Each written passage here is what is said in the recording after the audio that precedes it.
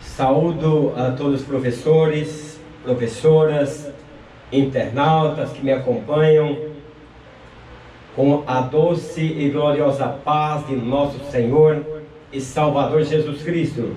Nós estamos nesse trimestre estudando sobre o livro de Apocalipse, livro da Revelação, e nós vamos juntos aprendermos muitas coisas sobre o Apocalipse. Por isso eu quero pedir para que vocês não percam uma aula.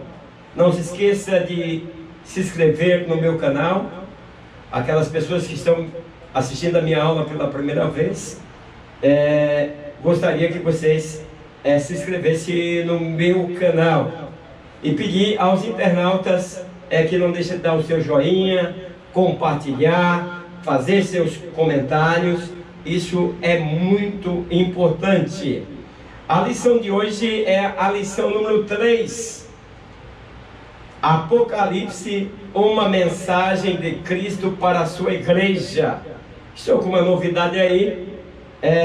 Eu não sei se os internautas gostaram ou não, mas as aulas estão prontas ali no meu site. Na descrição do vídeo eu deixo ali o endereço do site para que vocês possam acessar e pegar a aula com slides prontinho, como eu estou ministrando aqui para vocês. O objetivo da lição, no primeiro ponto, nós vamos mostrar a necessidade de arrependimento. Então nós vamos estar mostrando esta necessidade, o cuidado de Deus com a sua igreja em todos os tempos. Nós vamos estar vendo nesse primeiro ponto. E por que essas igrejas? Por que as 7 igrejas da Ásia? E nós vamos estar entendendo que o cuidado de Deus com a igreja, nesse primeiro ponto eu vou estar falando sobre isso, em que nós precisamos de um exercício diário para manter uma vida piedosa e de adoração sincera. No segundo ponto, eu vou estar ensinando que a promessa é para aquele que vencer.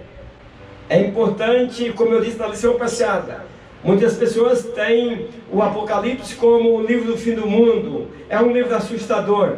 É um livro de alegria para os cristãos, aonde o Senhor revela as coisas importantes, revela-nos a eternidade, revela-nos a cidade aonde os cristãos vão morar.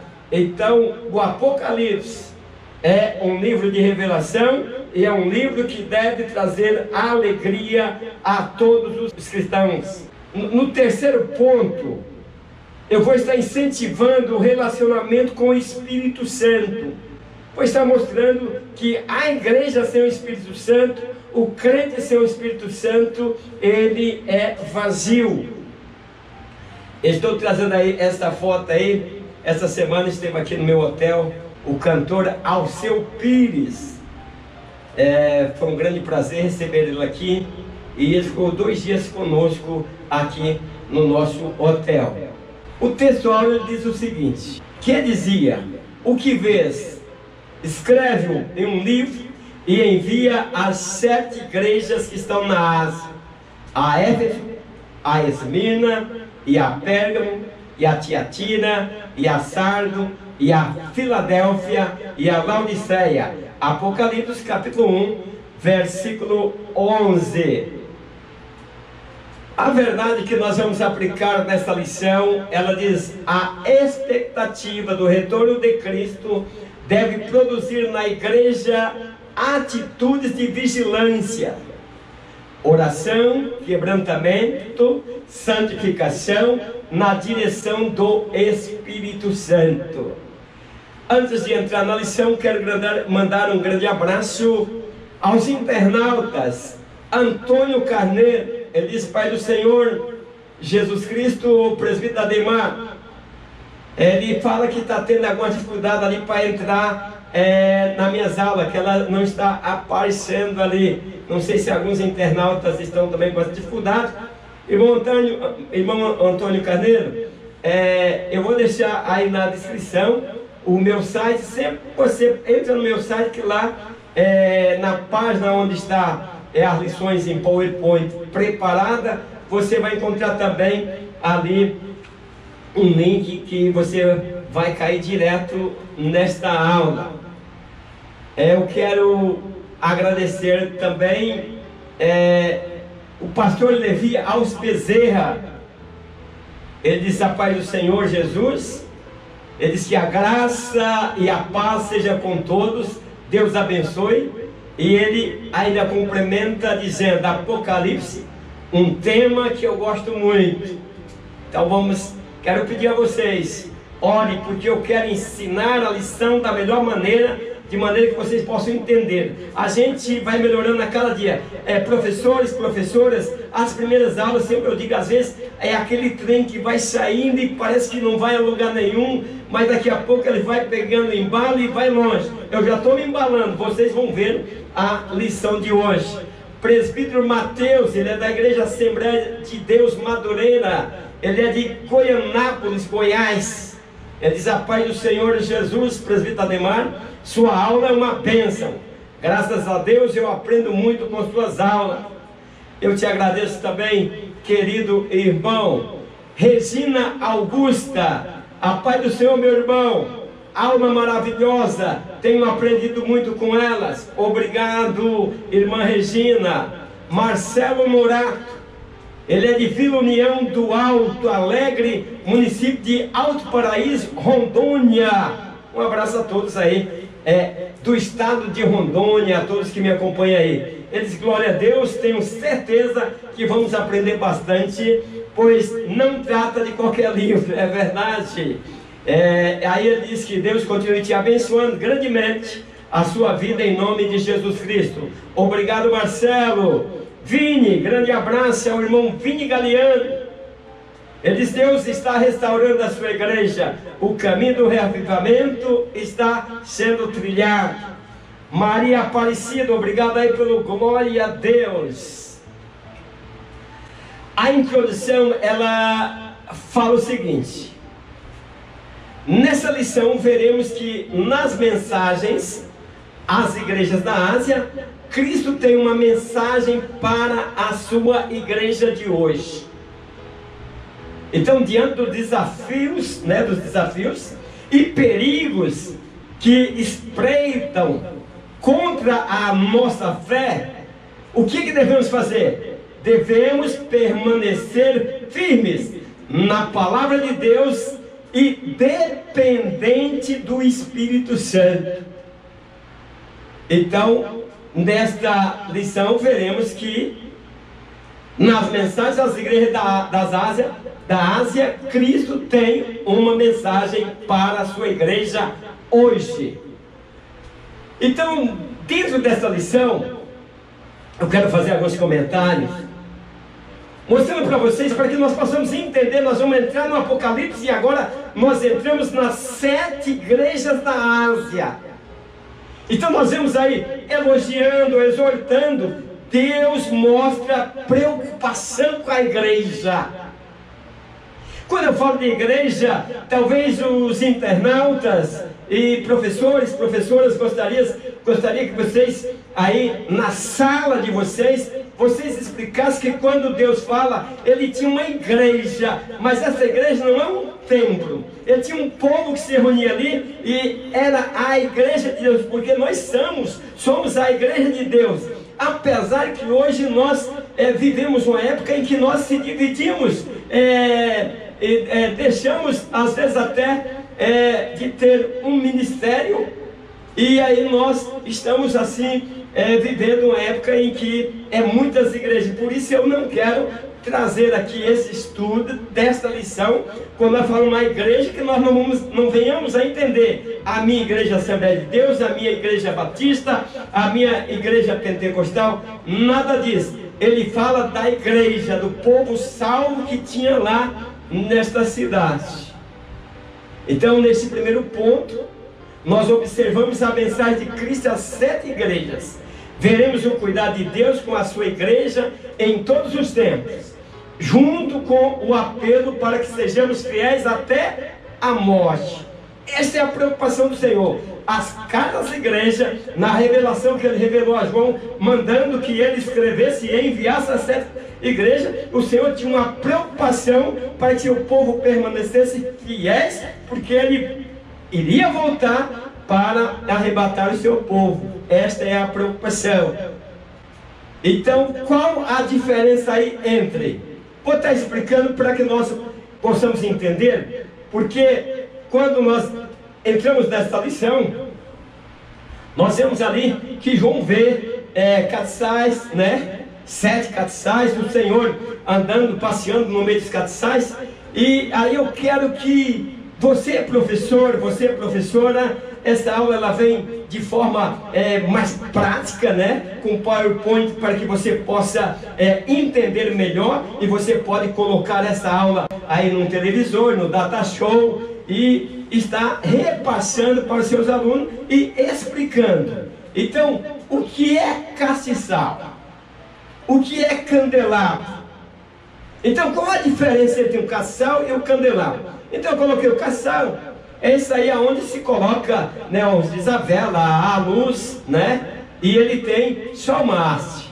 O candelabro já é um castiçal, já é um candelabro que tem 7 lugares aí de colocar a luz, né? Ou seria, vamos entender aqui que o castiçal é esse que encaixa para uma chama só. Então coloquei aí para que vocês vejam a chama funcionando. E aí o candelabro, nós vamos estar vendo que é quando essas hastes para 2 ou mais chamas. Nós falamos que o castiçais, nós sempre entendemos o castiçais como candelabro com 7 hastes, né? Porque nós vemos ali o símbolo de Deus.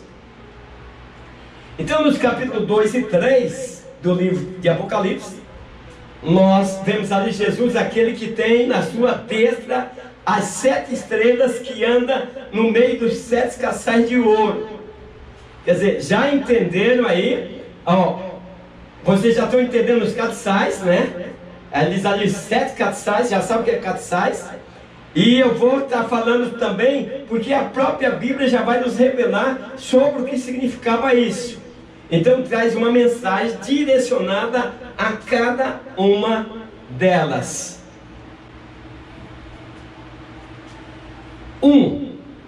A mensagem profética. Jesus, aquele que tem na sua destra 7 estrelas, que anda no meio dos 7 castiçais de ouro. Veja aí, eu coloquei uma figura, certo? Andando aí entre os 7 castiçais, como eu expliquei para vocês. E lá atrás tem as 7 estrelas. Eu vou estar explicando sobre isso. E você, professor, você, professora, você vai estar aí fazendo com que o seu aluno se encante pela aula. Quer que seu aluno, você vai trazer um aprendizado mais fácil pela visualização.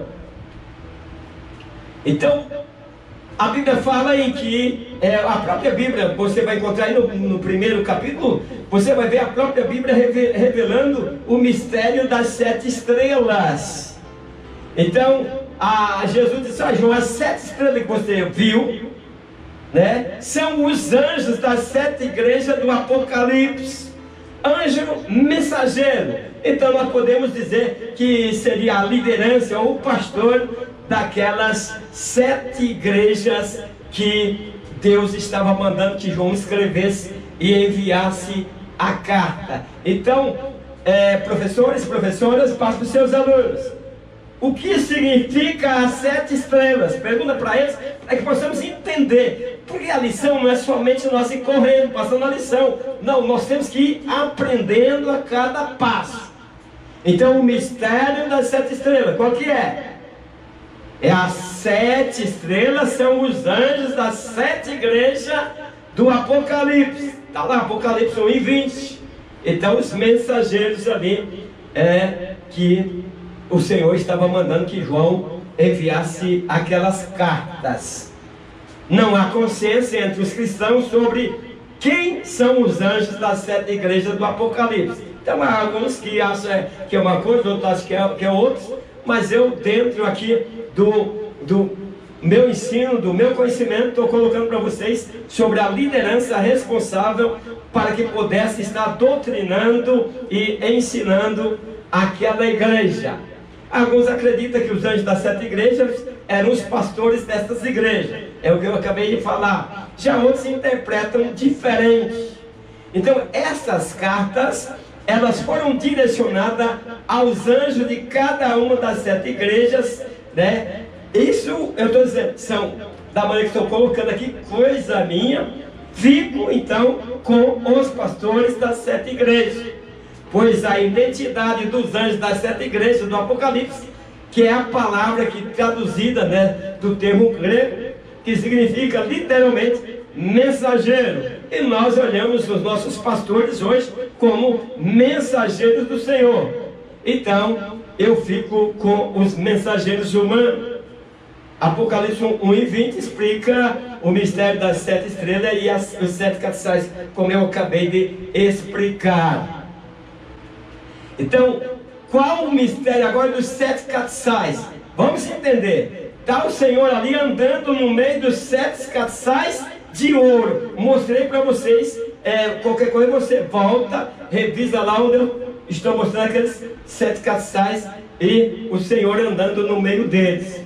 Então, os 7 castiçais são as 7 igrejas do Apocalipse: Pérgamo, Tiatira, Sardes, Filadélfia, Laodiceia, Éfeso e Esmina.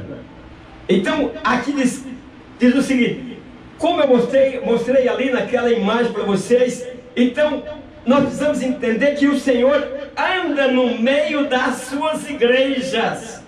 Então o Senhor está aí no nosso meio. O próprio Jesus falou sobre isso. A mensagem profética traz uma mensagem direcionada a cada uma delas. Devemos lembrar que nos momentos finais do ministério terreno de Jesus, Ele falou para a sua igreja que estaria sempre conosco. Então veremos, portanto, na mensagem às 7 igrejas, o cuidado divino com sua igreja em todos os tempos. O Senhor cuida da sua igreja. Agora precisamos permanecermos fiéis. Por que o número 7? Vamos entender. O número 7 é o número da transformação. Ele fala de perfeição e completude. Daquele completa. É o mais importante dos números sagrados. Veja bem, quando alguém, cuidado, querendo dizer 7, conta do mentiroso. Cuidado. Deus não tem por inocente aquele que toma o seu nome em vão. O número 7 é o número da perfeição. Deus em 7 dias fez o mundo, e Deus, por exemplo, tem um relacionamento com o número 7. É o número de Deus. Por gentileza, professores, professoras que usam a minha aula para ter base aí, transmitir para seus alunos, peça a eles, de maneira alguma, use ou fale que o número 7 é o número do mentiroso, porque é o número de Deus. Então, isto nos faz entender porque não temos apenas uma mensagem, 2 ou 3, as igrejas da Ásia. Estas igrejas, elas têm as qualificações e também têm a desqualificação que nós temos em nossas igrejas dos nossos dias. Então, onde aparece o número 7, que aparece ali no Apocalipse, em geral, quando aparece o 7, temos uma revelação ou uma lição divina a ser aprendida. Não chame o número 7 de número do mentiroso. Então, estas 7 igrejas, professores, professoras, internautas que me acompanham, estas 7 igrejas, elas representam a igreja de Cristo em toda a sua história. Nós poderíamos até pegar a igreja por igreja e dividir por épocas, para que nós podemos entender as situações que a igreja viveram em 7 períodos, que segundo alguns, hoje nós vivemos o período da igreja de Laodiceia. Então, em todo o ciclo de sua existência, desde a sua fundação no dia de Pentecoste até o arrebatamento da igreja, nós estamos sempre mostrando. Estas 7 igrejas têm um relacionamento. Guarda o que tem para ninguém tome a tua coroa. Nós vemos vários aconselhamentos da parte de Deus. Então, essas mensagens mostram Cristo falando com a sua igreja em todo esse tempo ou ciclo. É reconfortante sabermos que servimos a um Deus que não nos esquece e que sempre cuida de nós. Isso nós podemos acompanhar aí no Salmo 86, versículo 15. O 1.2 diz assim: por que estas igrejas? Por que as igrejas sadisminam? Por que estas igrejas? Então, nós vamos fazer essa pergunta para os nossos alunos: por que estas igrejas? E aí nós vamos complementar, ensinando o que está na nossa lição. É porque havia naquele tempo outras igrejas na região, como Colosso e Herápolis. Mas por que estas 7? Porque estas 7 igrejas, Esmirna, Pérgamo, Tiatira, Sardes, Filadélfia e Laodiceia, elas estavam ali no olho de Deus, que aí ele diz assim: como olhos, como chama de fogo. Jesus viu nessas igrejas características presentes nas muitas igrejas locais em todo o mundo ao longo da história do povo de Deus nesta terra. Então, quando você perguntar para o aluno, ele agora já pode responder, professores e professores: por que estas 7 igrejas? Por quê? Porque Jesus viu nestas igrejas características presentes nas muitas igrejas em todo o mundo. Sua onisciência fortalece nossa fé e nos consola. O Senhor vê, o Senhor conhece tudo, o Senhor é onisciente. Então ele sabia que nós viveríamos problemas e viveríamos glórias em nosso tempo também. Ele sabia disso. Nós temos problema como tinha problema nestas igrejas. E é por isso que ele está nos alertando para que sejamos ser fiel até a morte.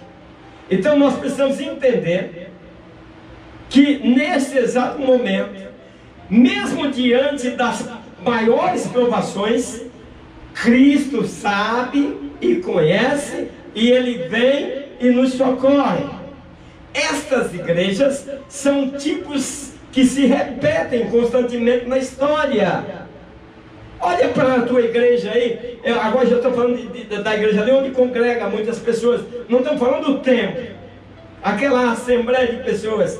Você vai ver pessoas com problemas dessas igrejas, dessas 7 igrejas. Então sempre há alguma igreja que são boas e puras, como a diz Esmirna e Filadélfia, que não precisam de repreensão, mas apenas palavra de encorajamento. É bom que nós não precisamos de repreensão, mas a Bíblia também fala que se nós formos repreendidos, quando somos repreendidos pelo Senhor, para que não sejamos condenados com o mundo. Então nós precisamos ver que o Senhor cuida de nós. Então nós vemos que não havia somente repreensão, mas também havia palavra de encorajamento. Então, por outro lado, também existem outras como Sardes, Laodiceia, nas quais o mal predomina. Nós estamos vivendo esse tempo em que os líderes têm dificuldade até de ensinar a palavra para que as pessoas trilhem caminhos de acordo com as exigências das revelações de Jesus, e que merece censura grave e uma chamada ao arrependimento sincero. No entanto, meus queridos, é provável que o maior número de igrejas se assemelhe às igrejas de Éfeso, igreja do amor, de Pérgamo e de Tiatira, nas quais o bem e o mal estão igualmente equilibrados no seu círculo, de modo que mereça tanto louvor quanto censura, tanto promessas como repreensões. Nós precisamos entender isso. Você não pode ser uma pessoa que se escandaliza com qualquer coisa. Essas igrejas viviam ali uma balança entre um equilibrado entre o bem e o mal. Mal merecia o quê? Louvor, que lindo isso que você está fazendo. Mas merecia também censura por muitas coisas que se fazia e não